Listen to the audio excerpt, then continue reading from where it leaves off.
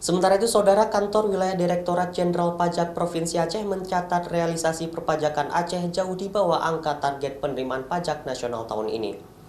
Realisasi perpajakan yang terkumpul hingga akhir September sebesar 2,58 triliun, sedangkan target nasional penerimaan pajak sebesar 4,52 triliun. Hal ini dikarenakan penyerapan anggaran daerah menurun akibat refocusing anggaran. Penerimaan perpajakan di wilayah Aceh tahun ini masih di bawah angka target nasional, yaitu sebesar 4,52 triliun. Namun yang bisa dikumpulkan dari pendapatan pajak sebesar 2,58 triliun terhitung dari awal Januari hingga September 2020. Kegiatan penerimaan pajak ini dilakukan melalui berbagai cara penyuluhan, pelayanan, pengawasan, serta penegakan hukum.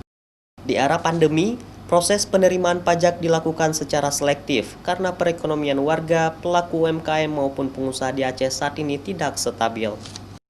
Angka penerimaan pajak merosot karena adanya relokasi atau refocusing anggaran yang dipergunakan untuk penanganan COVID-19.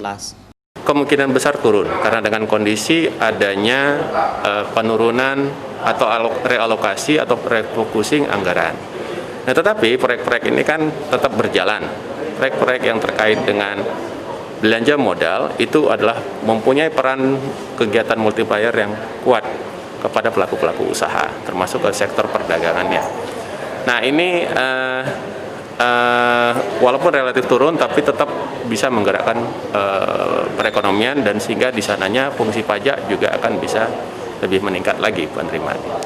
Selain itu, perekonomian Aceh sangat tergantung pada belanja pemerintah, sehingga penyerapan anggaran APBA maupun APBK harus diupayakan dengan maksimal agar capaian penerimaan pajak bisa meningkat hingga batas waktu akhir tahun ini.